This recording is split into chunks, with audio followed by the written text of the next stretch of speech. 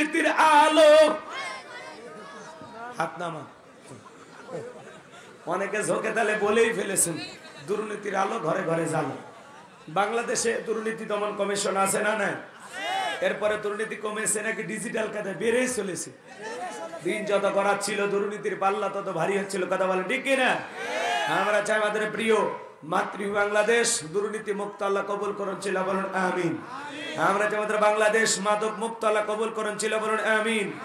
আমরা চাই আমাদের বাংলাদেশ যৌতুক মুক্ত আল্লাহ কবুল করুন, ছিল বলুন আমিন। আমরা চাই আমাদের বাংলাদেশ নাস্তিক মুক্ত আল্লাহ কবুল করুন, ছিল বলুন আমিন।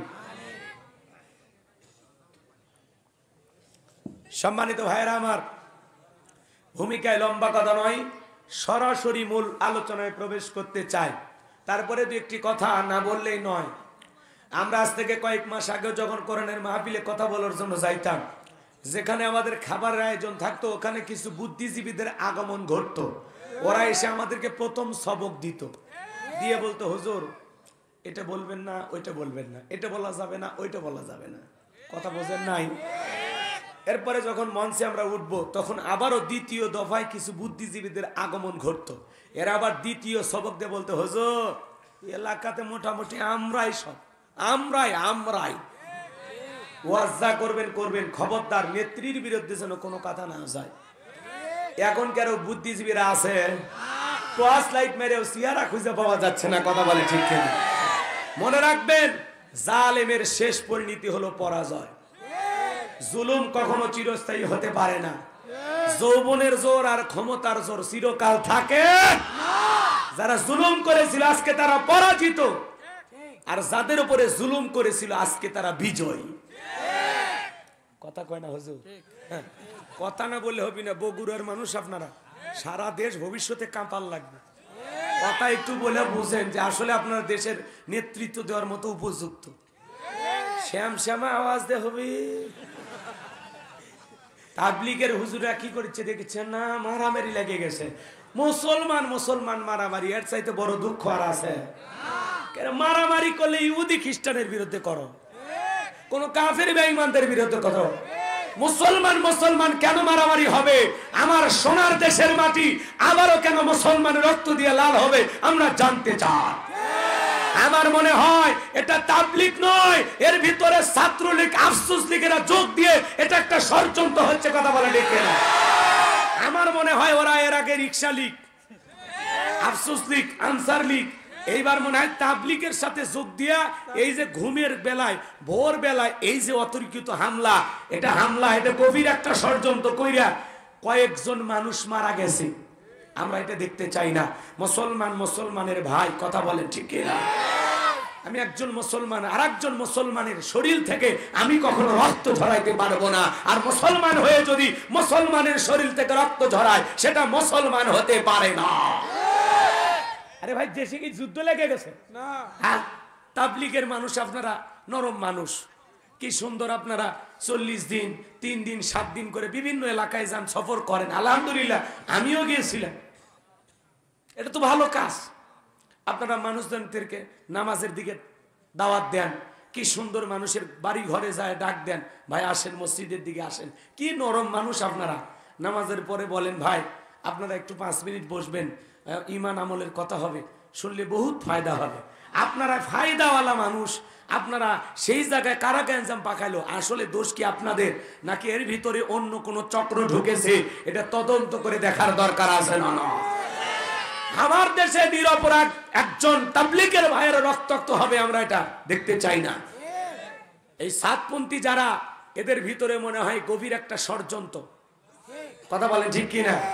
কেউ হয়তো এদেরকে দিয়ে কলকাঠি নাড়াচ্ছে। যে কায়দায় মারামারি লাগছে, মনে হয় T20 ম্যাচ চলতেছে। কি পিটাপিটি রে ভাই! এক টুপিয়ালারে পিটাইতেছে, এক তাবলিগের ভাই আর এক তাবলিগের ভাইদেরকে পিটাইতেছে। মুসলমানকে মাইরিয়া একেবারে মাটিতে শোয়া একের মৃত্যু নিশ্চিত করতেছে। জোরে কোন নাউজুবিল্লাহ। এমনি তো পাশের দেশের মিডিয়া ওঁত পেতে আছে, খালি কোন সংবাদ ঘটনা ঘটে। এখন দেখেন, ওই যে রিপাবলিক বাংলার ও মনে হয় লাফালাফি শুরু করে দিয়েছে অলরেডি। এই যে দেখেন মোল্লারা, জঙ্গিদের আস্তানা, কিভাবে মারামারি লাগছে ওরা। দেখেন অপপ্রচার চালাচ্ছে, কথা কোন ঠিক কিনা? এই জন্য আমরা বলবো, বর্তমানে যারা অন্তর্বর্তীকালীন সরকারের দায়িত্ব পালন করতেছেন, আল্লামা মামুনুল হক সহ এদেশের বড় বড় ওলামা ইকরাম, স্বরাষ্ট্র উপদেষ্টা সহ অনেকেই মিলে তারা বৈঠক করেছেন, আলোচনা করেছেন এবং আল্লামা মামুনুল হক দাবি করেছেন সাতপন্থীদেরকে আজীবনের জন্য বাংলার মাটিতে নিষিদ্ধ করা হোক। আমরা বলতে চাই, আপনারা নরম ভাষায় যেভাবে দাওয়াতি কাজ করেন করেন, আলহামদুলিল্লাহ, কিন্তু আপনারা ঘুমের ঘরে অতর্কিত ভাবে কারা হামলা করলো, কারা উস্কি দিল, দুই পক্ষের ভিতরে কেন মারামারি ঘটনা ঘটলো, আর সেখানে আমার আর একজন মুসলমান ভাই কেন প্রাণ দিল, এই ঘটনা কারা ঘটিয়েছে, বিষয়টা তদন্ত করে জাতির সামনে তাদের মুখোশ উন্মোচন করা দরকার আছে না? আমার মনে হয় এর ভিতরে অন্য কেউ যোগ দিয়েছে, কথা কন নাকি আপনারা? ওরা অমুসলিম সাইজে যদি যোগ দিতে পারে, হ্যাঁ, হিন্দু সাইজে যদি আন্দোলন করতে পারে, তাহলে তাবলিগের লোক সাইজে আন্দোলন করতে পারে না? ওরা কারা বোঝেন না? ক্ষমতা হারিয়ে পাগল হয়েছে যারা। আমার মনে হচ্ছে এটা তাদেরই কলকাঠি, এটা তদন্ত করা দরকার। ভিডিও ফুটেজ কিন্তু সোশ্যাল মিডিয়া আসে, কারা আসলে এরা তাবলিগ করে কিনা। তাবলিগের মানুষ আমরা জানি নরম সরম, কি সুন্দর দাওয়াতি কাজ করে, হ্যাঁ, শেষ বয়সে যায় কত সুন্দর। হ্যাঁ, তাবলিগে যা অনেক মানুষ পরিবর্তন হয়ে গেছে, 5 ওয়াক্ত নামাজ ছাড়ে না, 3 দিন থেকে 5 ওয়াক্ত নামাজ ছাড়ে না। আলহামদুলিল্লাহ, আমরা এই দাওয়াতি কাজকে স্বাগতম জানাই। দরকার আছে ভাইদের, তারা যে তাবলিগের নামে তালিম দেয়, বিভিন্ন জায়গায় যায় মানুষদেরকে সুন্দর করে কোরআন সুন্নাহর কথাগুলো বুঝান, মানুষকে ধরে ধরে মসজিদে নিয়ে আসে, নামাজের কাতারে দাঁড় করায়া দেয়। এই দাওয়াতি কাজকে আমরা অন্তর থেকে গ্রহণ করেছি এবং ধন্যবাদ জানাই। আন্তরিকতার সহিত তাদের জন্য দোয়া ভালোবাসা আছে। কিন্তু আমাদের দেশ ইস্তেমার মাটি আবারও লাল হবে, আপনারা দখল করার নিয়ে ষড়যন্ত্র করবেন, এটা কেন? কথা বলেন ঠিক কিনা? বিশ্বনবী মদিনায় যাওয়ার পরে 2টা গুরুত্ব, বছরের পর বছর দাও কুরালের মতো সম্পর্ক ছিল।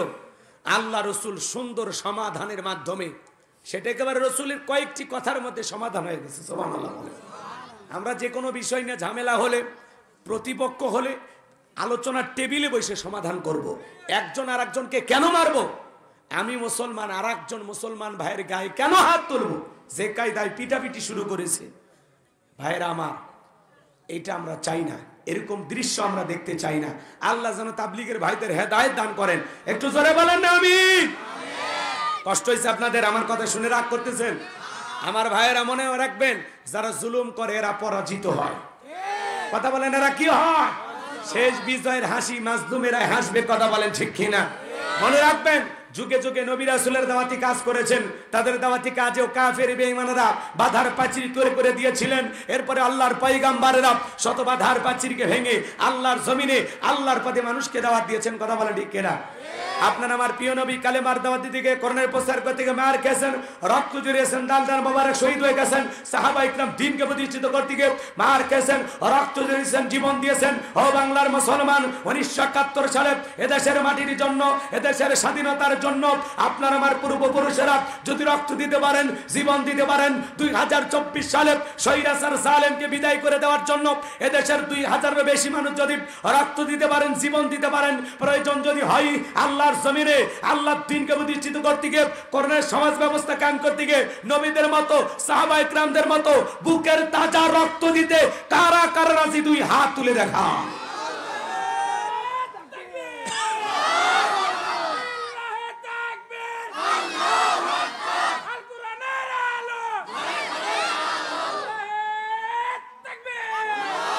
হাত সোজা করেন, টান টান করে হাত তোলেন। আমি কি হাত নামাতে বলেছি?